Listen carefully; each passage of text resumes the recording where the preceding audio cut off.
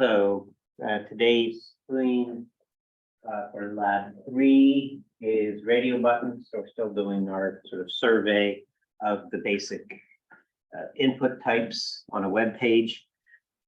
And I need to post the second homework, which I forgot to do, but I will do maybe at the end of this period. Okay, so I'm going to show sort of 3 versions of radio buttons and maybe 1 or 2 other things, and then it's your turn to work on the lab. Any questions before I start the new sort of demo code? No. All right, so radio button version 1. That's not what I want.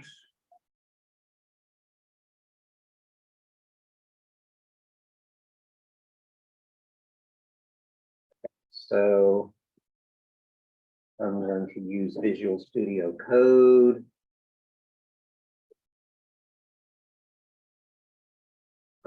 It's directed towards, let me just redo it, file. I just downloaded that to download, so I'm going to open the downloads folder in my Explorer within Visual Studio Code. And then there's that radio button. And this time it has 2 files that I separated out the CSS from the HTML. Okay. So let's have a look at what this does. Open it up with the live server. It's got a radio button. The radio button allows the user to choose a size. The size small was sort of pre-selected. If I change to large, there's some styling that the label associated with the selected radio button is a different color. And then when I click on the button, it's giving me an alert that knows what size I chose. It's displaying it on the page, and I believe I probably have something in the console as well. So if I right click on the page and choose the console, that's the fave icon, that always does that. But if I choose large, there's something over here as well. Okay, so that's what the page does, what the page looks like. So I have a little bit of style. I've separated the style in my previous examples. I think I had a style, open and close style tags in the head of the page. Now in the head of the page, I have a link to a separate style sheet. Okay, so you can separate out the style, and at some point I will also separate out most of my JavaScript code. So the CSS is sort of separate. The body was goldenrod with the color, the writing was black in Arial font with a little bit of padding. The div and the inputs have a little margin at the top. The input, which is the button, has a font weight of bold, so, and some more padding. Specifically, the input of the button type has reversed the colors and has rounded corners and a width of 150. But if you hover over it, I switch the color and the background color, and the labels, which are next to the radio buttons, are of width 150, and they also have this rounded corner. So if you go back here, these labels have these rounded corners. As the button has the rounded corners, the button has this hover over thing. So that was all my little bit of style. Now the HTML. Okay, so the head had the title, some meta tags, HTML comment, the link to the CSS. Let me close the Explorer. And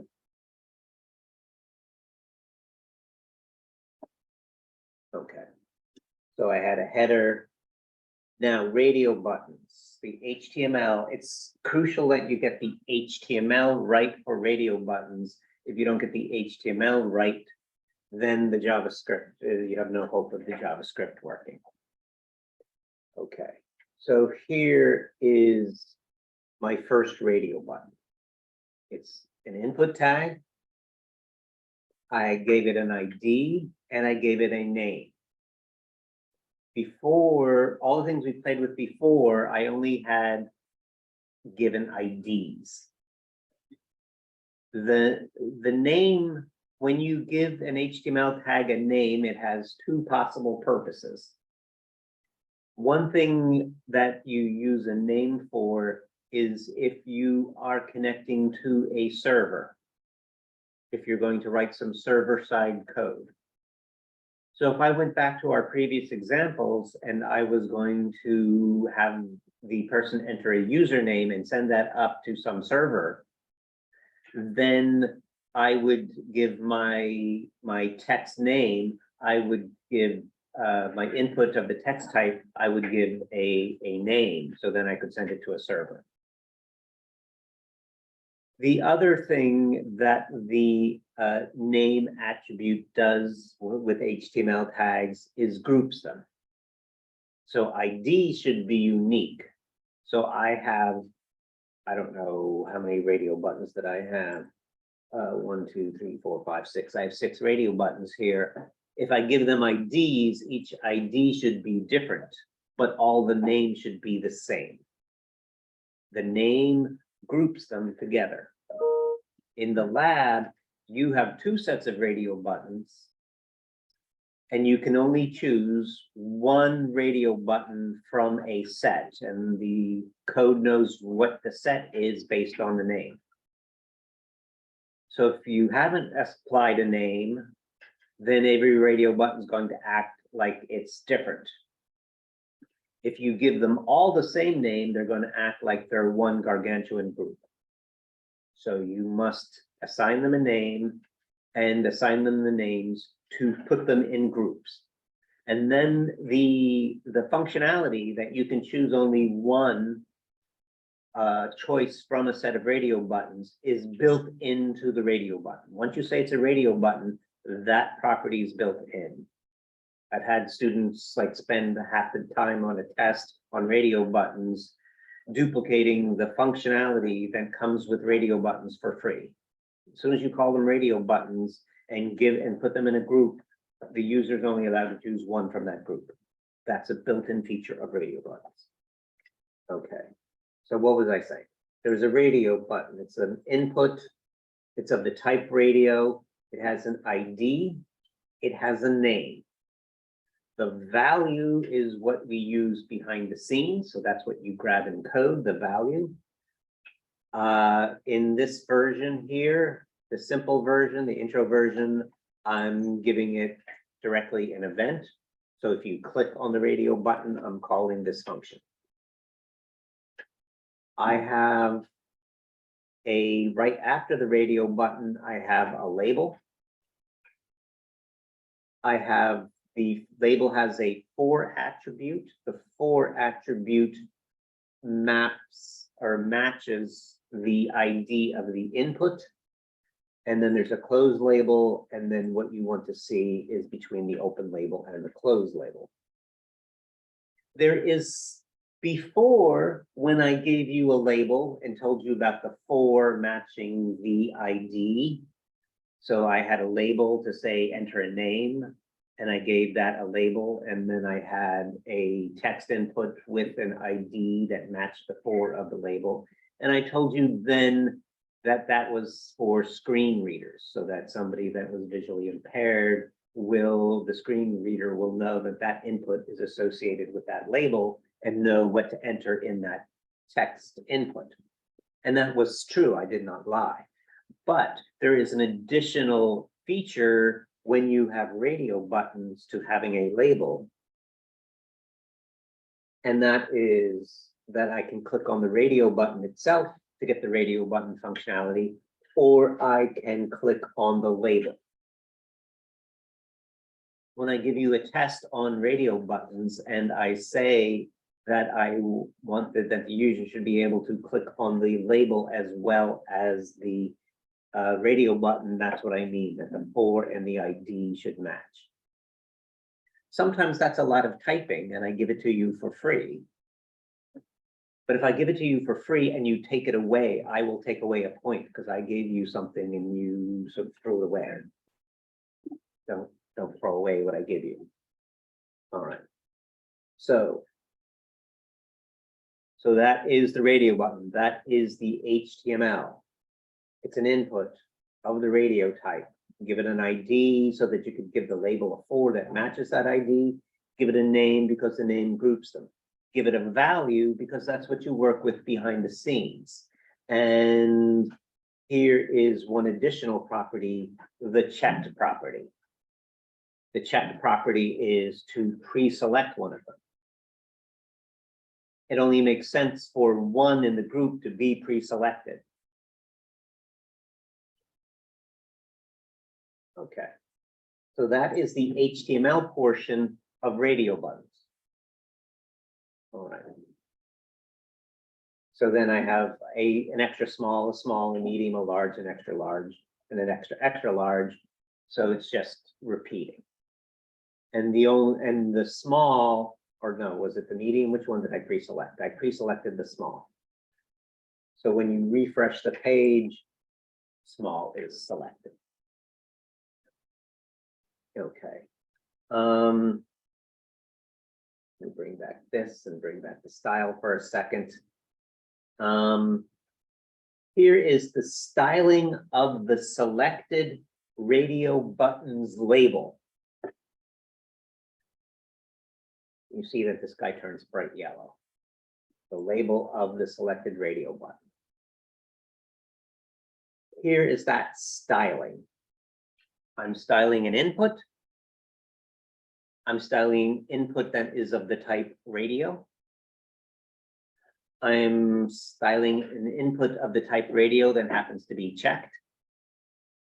And then I'm actually styling the label that is next to the input of the type radio that happens to be checked.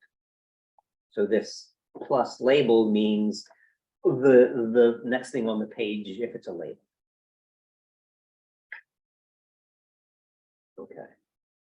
That chooses the label of the checked radio, the label that goes with or is next to the checked radio one. And then I style it with gold instead of goldenrod, so that's that brighter yellow. Okay. That's going to come back. And right now it's CSS, but it's going to come back a little later in the day and become JavaScript. Okay. So we've looked at the HTML of radio buttons. Again, I'm going to give you, sometimes when there's radio buttons, there's a bunch of them, and to save you some typing, I will provide you with the radio buttons. But I won't give you everything with the radio buttons. I'm not that nice. And you need to know these important features. You need to know that they're grouped by the name. You have to know that the value is an important thing to work with behind the scenes. I'll give you some stuff to save you some typing. I won't give you everything. And if you don't touch the HTML and make it right, then all the correct JavaScript in the world isn't going to save you if your HTML is crap. Okay. There's the button. It calls a function called handle button. Okay. And here's a div to display the answers when I'm done. I enable the click of the button. Okay. Here's me handling the button. The radio buttons, I said, were grouped by their name. And so I am looping over the set of radio buttons. So here I'm going to document, I'm getting elements by name, elements with an S by name. So I'm getting an array of radio buttons. I'm getting all the radio buttons with the name rad size. Well, I'm getting all the elements with the name rad size, and I just happen to know that the radio button, pardon me. And so document get elements by name rad size, that's an array, and arrays have a property length. So I'm setting up a standard for loop, and I'm looping starting at 0. Arrays in JavaScript start at 0. I'm going up to and not including the length of the array, and I'm going up by ones. With radio buttons, I care about the selected radio button, so I'm asking if that ith radio button happens to be checked. If the ith radio button happens to be checked, I am grabbing the value of the ith radio button. Document get elements by name, rad size, square bracket I, it's an array, dot value. That's the letter S or XS or M. That's what I made the values. I can grab the word because the word large or extra small, the words are in the label that I have next to the radio button. So there's a thing in JavaScript called the next element sibling. So I can get the label, I can go and get the checked radio button, and I can get the element that's next to it, which is a label, and I can get that label's inner HTML, which is the word small, large, extra large. Some people will copy this code, but they don't have the right HTML. This code relies on the label being the next element, not a child of it's not a child of the radio button. The radio button is not a child of the label, but they are siblings. They are next to each other in like the tree structure that is an HTML page. Here's the end of the if, here's the end of the for. So I loop through, I'm doing it the old fashioned grunt way the first time, and then I'll show you fancier things in a minute. But radio buttons are an array, loop through the array. We expect one of them to be checked, figure out which one's checked. Alert out what they chose, console log what they chose, display what they chose, disable the button unless they make another choice. So standard radio button stuff. Radio buttons work as a group. They are grouped by their name property, loop through them, figure out which one's checked. It will only be one, and then display accordingly.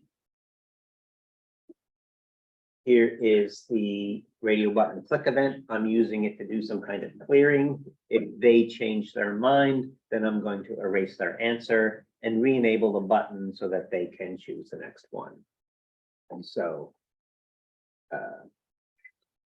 here's me clearing out the answer. Here's me enabling the button.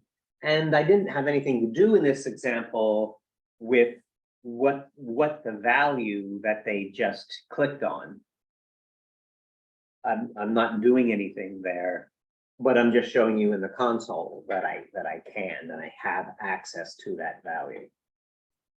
Because when I call this function, this onClick function, it sent the word this. The onClick sent the word this, and that means that the function handle radio click by this argument this, it knows which particular radio button clicked to get me there. All the radio buttons go to the same function, but because of this, now down here I'm calling it my element. I know who brought me here, which radio button in particular brought me to this function. Any questions on this one? All right, round 2.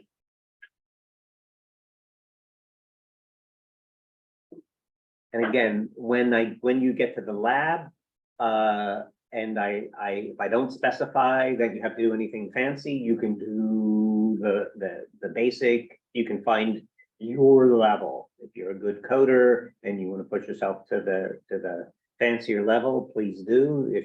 If you don't like programming and you want to stick to the more of like version 1, that's fine. Make it work, then worry about being fancy. I'm just going to leave this posted. Maybe I'll come back to it. We'll see how long I take. This is just a survey of some of the other input types. But let me do radio button version 2.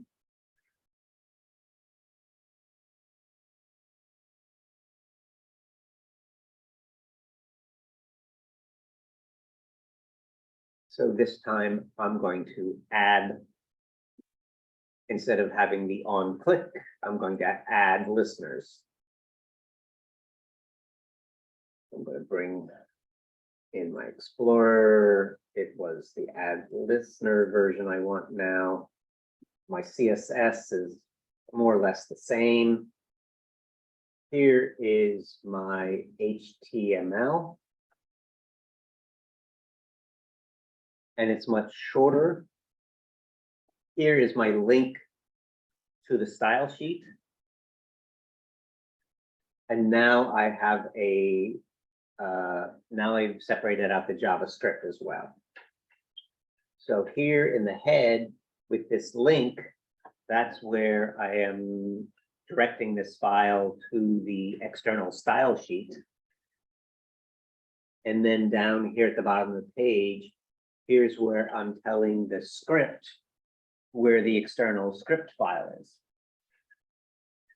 And if one file refers to another file just by its name, then those files are siblings in the folder structure. They must be next to each other in some folder. So just like HTML has a tree structure, the file system has a tree structure. And so when one file refers to another file simply by its name, no additional path stuff, that means they are siblings, that they are next to each other in the file system. Okay. So the HTML is mostly the same, except I took out the on clicks. So here is my HTML. It's an input. It's of the radio type. I gave it an ID. I gave it a name. I have a bunch of radio buttons. They're all going to have the same name, but each one's going to have a unique ID. It has a value, which is what I work with behind the scenes. I took out the on clicks. I have a label. The 4 of the label matches the ID of the radio button, so I can click on the label as well as click on the radio button. And that's it. So there's no sign of the JavaScript here. And all the JavaScript is relegated to a different file. Okay. Here's that different file. Now note this, that if you separate your JavaScript code, you cannot send me a bare JavaScript file through email. You can send me an HTML file with JavaScript in it, just as a bare attachment, and the system will let that go through. But if you separate out the JavaScript to a separate file, the email system is going to block it and not send the JavaScript, so I won't be able to see your code. So if you give me,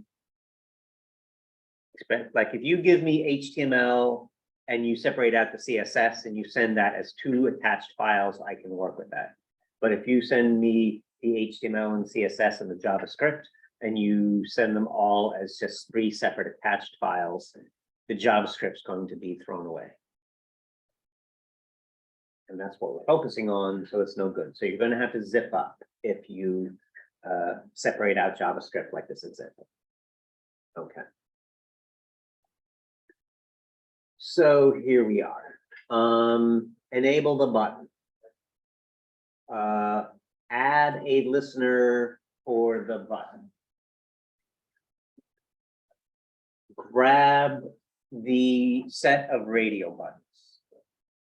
So I'm grabbing, this does not say dot value or anything like that. This is me grabbing all the radio buttons. var. So I didn't catch that. I don't like var anymore. We don't like var anymore. Stop using var. If you do, I won't take up any points because you're just copying the habits of other people who teach you JavaScript, but we should be using let. It's more modern. It's more like other languages. Okay, so this is me grabbing all the radio buttons. I'm going to loop over the radio buttons. Here was a way of looping over the radio buttons. Here was another way of looping over the radio buttons. But I'm going to loop over the radio buttons this third way. There is a built-in function associated with arrays. So in JavaScript, arrays are automatically sort of our objects. And one of the methods associated with that object is a loop over the elements of the array.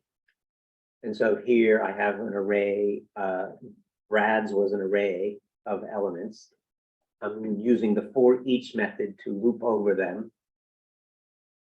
If I want, I can get an item. I can also get an index. I'm not going to use the index here, so I'm just looping over the item. And for each radio button, I'm adding a click event. And I am unchecking the radio buttons. So they're all going to be unchecked. So there's no pre-selecting here. Okay, so all the radio buttons, instead of having all those radio buttons and each radio button saying on click, I have looped over an array of radio buttons and added an on click event dynamically in a loop. Here's my handle the button function. I'm going to grab the user input. I'm going to use a fancy technique instead of looping over the radio buttons. I'm going to use a fancy technique to find the selected radio button, and it might not work if the user didn't select any radio button, and so I put it in a try catch. So try catch is a method. It's sort of a bit like an if, but you're going to try to do some code. And if that code would fail anywhere along the way, then you go to the catch. So here is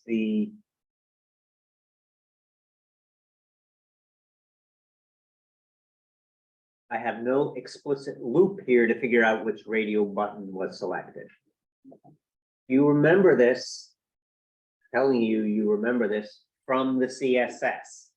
Remember that bright yellow? I made the label bright yellow by figuring out which radio button was checked and styling its label. Here's that stuff again. Here's the input with the name rad size that happens to be checked.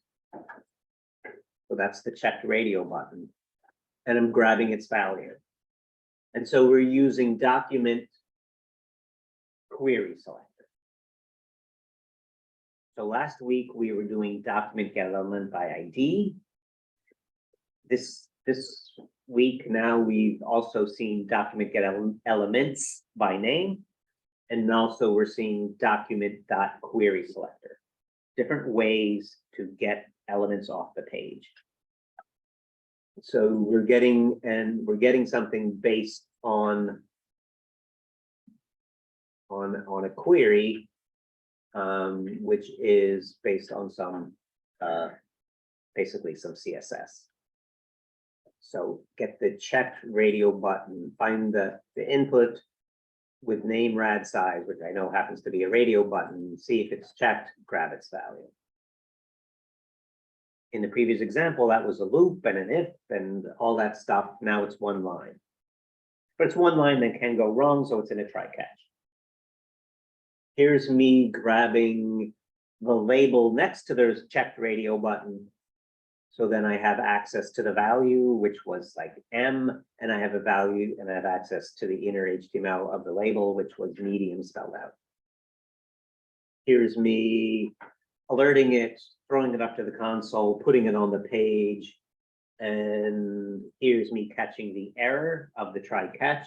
And the error would be, in this case, all we're doing is getting the value of the checked radio button. So the only error that can really occur here is if the radio button wasn't checked. Now, if you didn't do your HTML right, that might be your error. And the one thing you got to watch about using try catch is it tends to sort of sometimes hide your error, but you can still look in the console and see your error. Here is the radio button, and it knows I'm clearing it out. If they change their answer, I'm enabling the button so they can choose a new answer, and I'm showing the value of the element that was selected. Okay. So that's version 2, fancier, using the querySelector. It's nice and slick, gets rid of a loop and an if. But again, find the level of this course that you are happy with. Questions on this one? All right.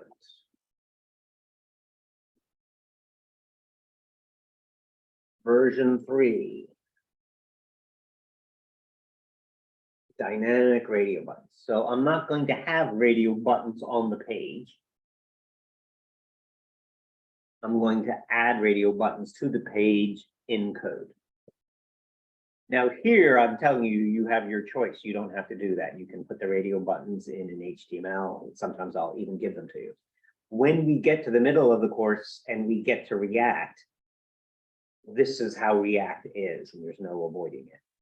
So like React, you make the page in code. That's what React is. So there won't be, you won't have a choice in the matter in the middle of the course, but for now you have a choice in the matter.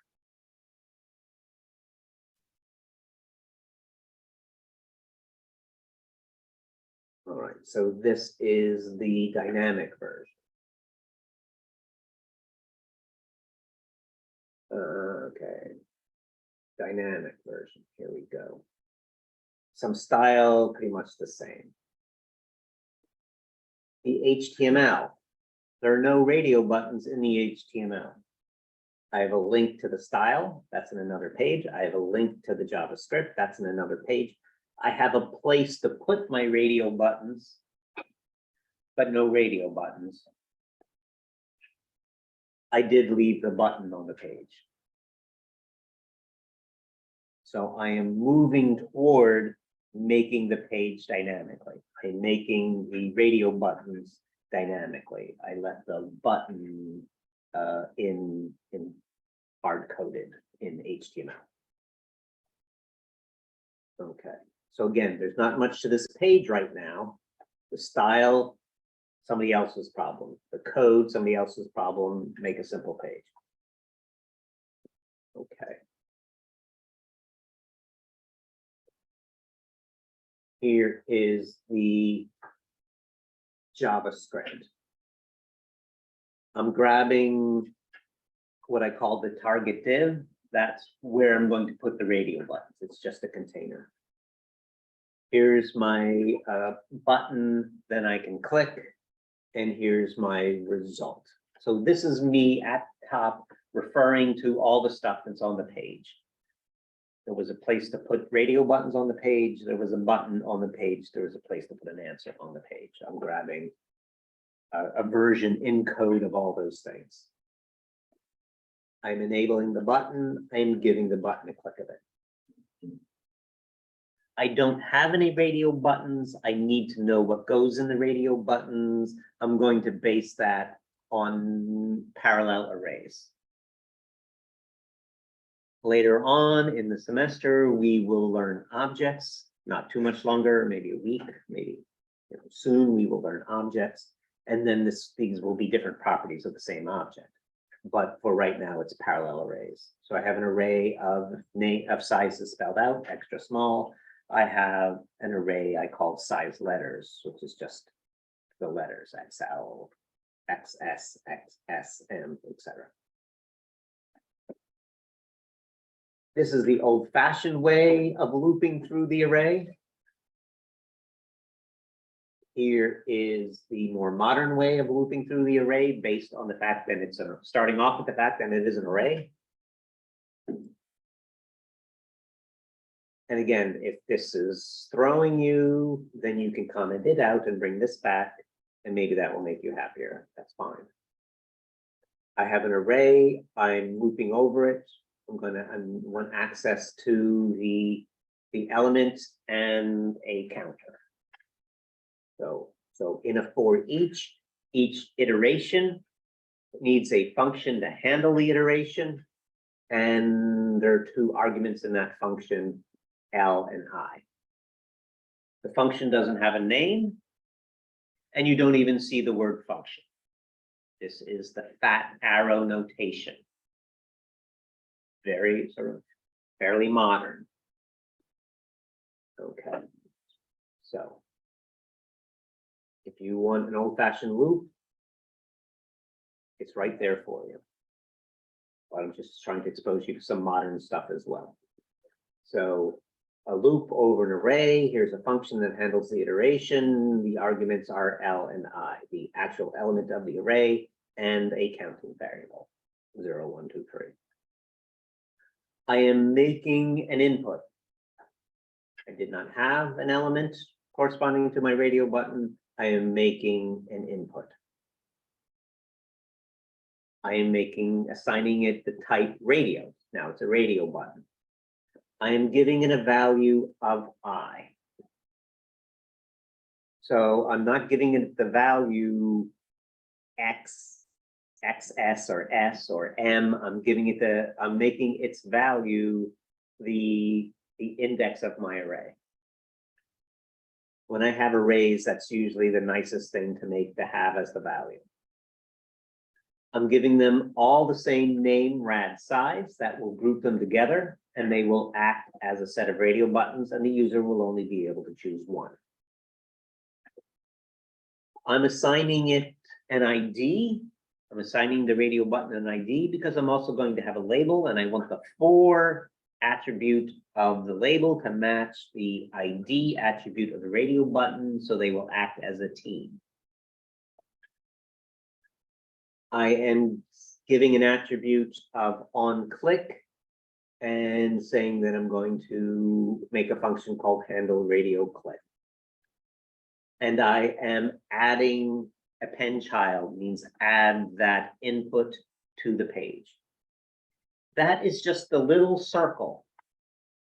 All that radio button is the little circle. If I want the user to see what the little circle corresponds to, then I need a label. So I'm creating an element, I'm creating another element that is a label. I'm giving it an attribute, a for attribute that is the same as the ID attribute. So this 43 and this 49 go together. The for of the label should match the ID of the radio button. I'm going to create a text node. So in my label, I have to get into the inner HTML of it. This is a way to do that. I'm creating a text node and appending the node to my label, and then my target div, I'm attaching that. Okay. So Y was the label. Here was so here was there. That's what I missed. The node was the EL, and the EL, I'm looping over I'm doing a for each, I'm looping over the elements of the array, and L were the extra small, medium. So this is me putting the text into the label. So I make a label, I set the for attribute of the label, I make a node that says the name of the label, the small, medium, large. I add the node to the label, and then I add the label to the div. Then I finally make a break element and add it to the page.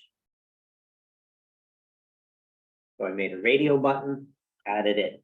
I made a label, I added it. I made it a break element, I added it, so that each one would be on its own line. So now all the radio buttons added dynamically.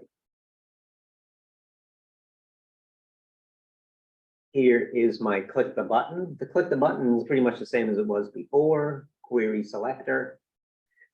One thing changed because I made the value, because I have my arrays to put the names in there in the first place. I'm working, my value is now the index I. And so this value is now an index. That's one change from what I did before. And now if I want the sizes, I use the sizes array with user index. And if I want the letter, I use the size letters with the user index. They're parallel arrays. They have the same index.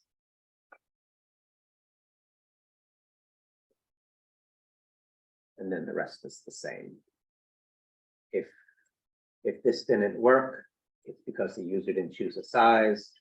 And here I am, if they choose a different radio button, clearing out my answer.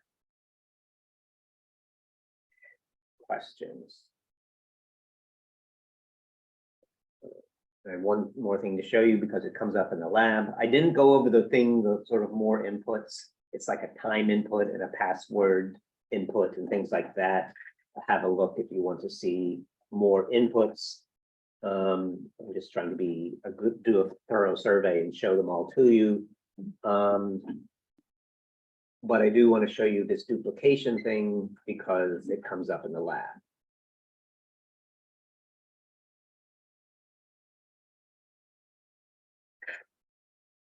That I want it here.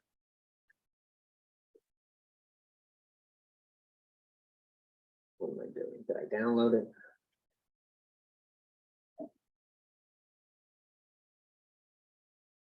Okay, downloaded it. Block duplication, there it is. Okay, I did have it. What block duplication does is in this scenario, you're making up some team. So first member of my team is Tom, and I put it all in caps. I also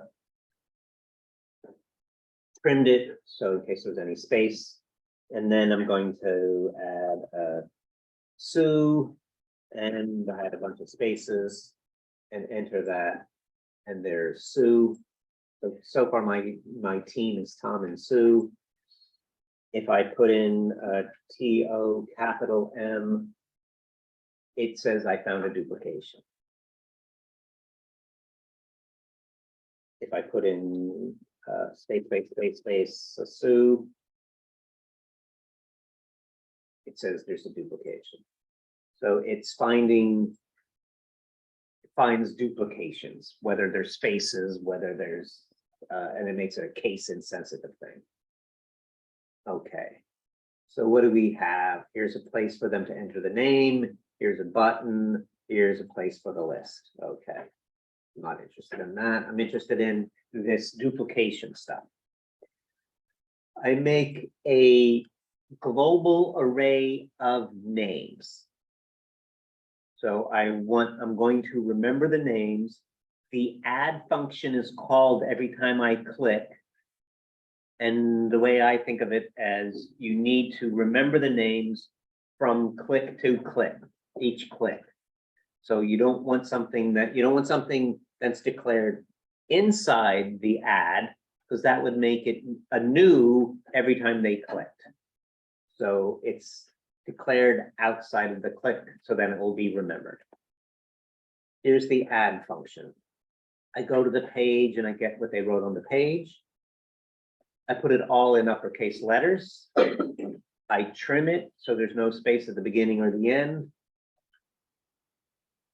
If there's nothing left after I trim it, then I yell at them and go away.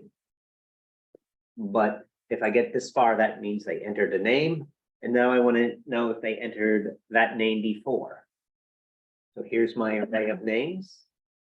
Index of is a method that looks in the array. There's a version of index of for strings, but this is the array version.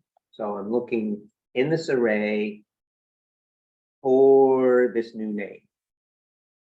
An index of will tell you where it finds it in the array. What's the index in the array of the new name? And if it does not find it, the index it gives you is a -1. So if I look for the new name in my set of my array of names and it does not find it, this will give me a -1. So if it is equal to -1, that means it's a new name, then it did not find it. So I'm going to push the new name onto my array of names. I'm clearing out the text box waiting for the new name. I'm giving the focus to the text box waiting for the new name. If it did find the index, if the index was something other than -1, that means it did find the name, and I yell, then it found a duplicate. I alert the names, I put them on the page. If I have an array and I use join, that puts something between each element. And in this case, what I'm putting between the elements is a break tag. And so that put all the names on different lines. Okay, so what do you have to do?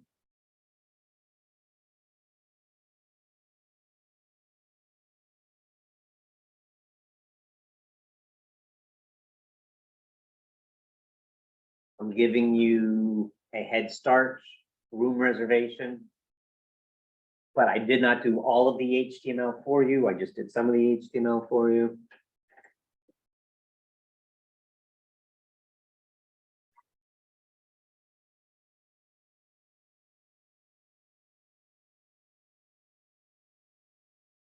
Not open up Word.